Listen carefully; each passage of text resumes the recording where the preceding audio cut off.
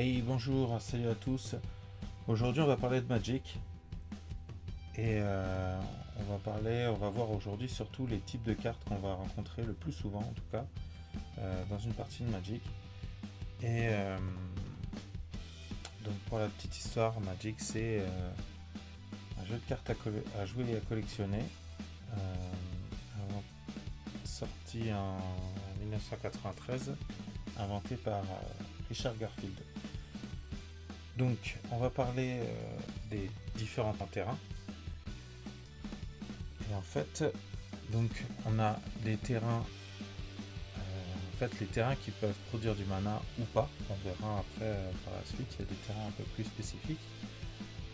Donc, qui peuvent produire, chaque terrain peuvent produire du mana d'une couleur.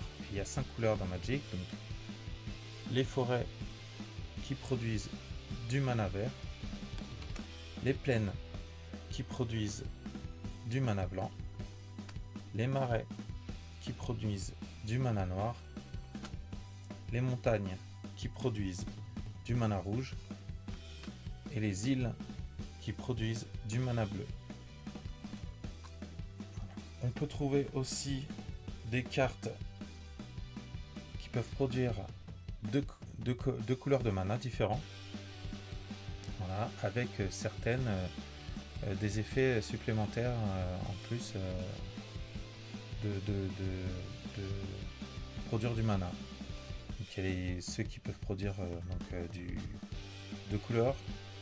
On choisit là, elle peut produire un mana rouge ou un mana vert.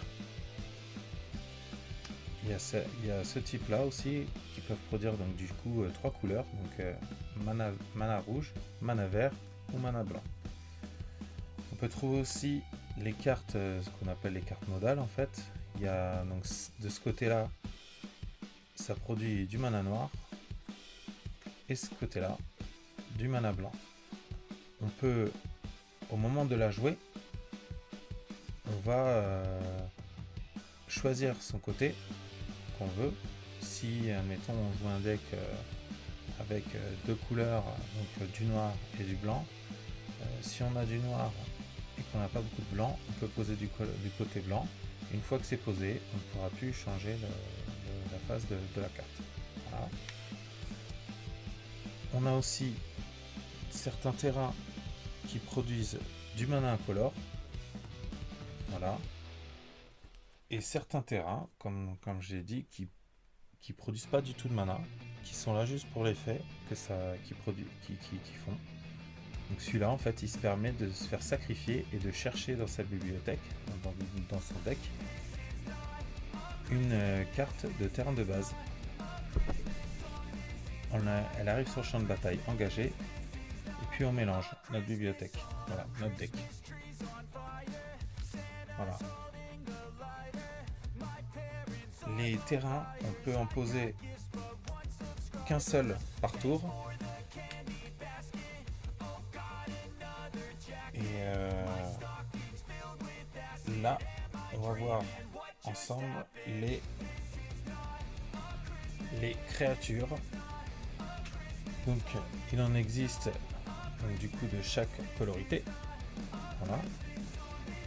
Donc, les cartes de créatures, on les lit donc avec en haut le nom de la créature. Voilà.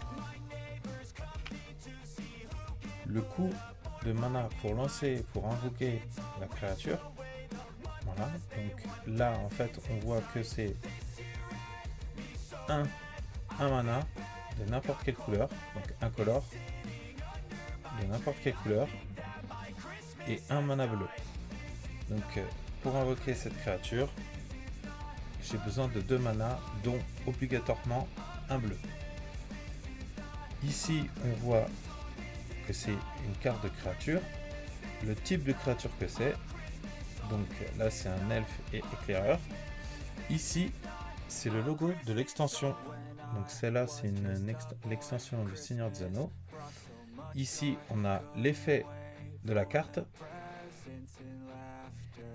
On a chaque créature ont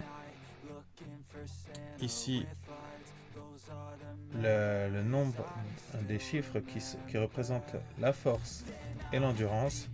La force, c'est le nombre de dégâts qu'elle va infliger en attaquant. Et l'endurance, c'est le nombre de dégâts qu'il faut lui infliger pour la détruire. Voilà. Stop! Il y a une chose que j'ai failli oublier. C'est que les créatures ne peuvent pas attaquer le tour où ils sont arrivés en jeu, car on dit qu'ils souffrent du mal d'invocation. Ils pourront bloquer au tour adverse, mais ils pourront attaquer qu'à votre prochain tour. Voilà. Et donc, maintenant, on va voir les artefacts. Il existe plusieurs types d'artefacts. Donc, il existe des artefacts qui peuvent produire du mana. Voilà. Donc là, on voit le nom de l'artefact, donc le cachet des ésotérismes, le coût en mana, donc c'est 2 incolores, donc 2 mana de n'importe quelle couleur. On voit ici que c'est un artefact, ici le logo de l'extension qui est Donjons et Dragons, et ici l'effet. Voilà. Il existe donc d'autres types d'artefacts comme ça où c'est celui-là, celui-là il produit pas de mana mais il a un autre effet. Il existe aussi les artefacts donc véhicules. Donc en fait on voit que c'est un artefact avec un type véhicule. Voilà. Et en fait celui-là, en fait, pour vous expliquer, il a le pilotage 6. Donc en fait on doit engager un nombre de créatures dont la force doit être égale en tout à 6 pour pouvoir l'animer et que ça devienne une créature, donc 6, 3. Donc si vous avez 2 créatures 3, 3, donc avec 3 de force, vous pourrez engager ces 2 créatures pour pouvoir l'animer et que ça devienne une créature jusqu'à la fin du tour. Voilà. Il existe aussi les créatures artefacts, voilà. Avec donc du coup les effets de la carte, toujours la force et l'endurance. Et il existe aussi les artefacts équipements. Donc en fait c'est des artefacts en fait qu'on équipe en fait comme des objets ou des équipements ou des armes qu'on équipe à nos créatures pour avoir un effet. Donc admettons, la créature équipée gagne plus 1, donc elle gagne plus 1 en endurance et plus 1 en force. Voilà. Et donc voilà. Et en fait ici on voit coût d'équipement de 1. En fait, voilà. Donc pour la lancer, donc on doit dépenser un mana rouge. Une fois qu'elle arrive sur le champ de bataille, on doit dépenser un mana de n'importe quelle couleur pour l'attacher à une créature. Quand la créature meurt, la créature va au cimetière et l'artefact tombe par terre. Voilà. Et on pourra choisir de repayer 1 pour la rééquiper à une autre créature qu'on possède. Voilà. Jusqu'à temps qu'elle soit gérée et qu'elle aille au cimetière. Voilà. Il y a aussi les éphémères et les rituels. Donc, on voit comme ça.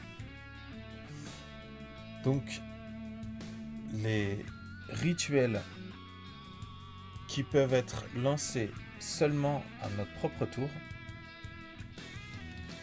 et les éphémères qui peuvent être lancés à notre propre tour mais aussi au tour adverse. On pourra en fait dès qu'on va lancer ces cartes là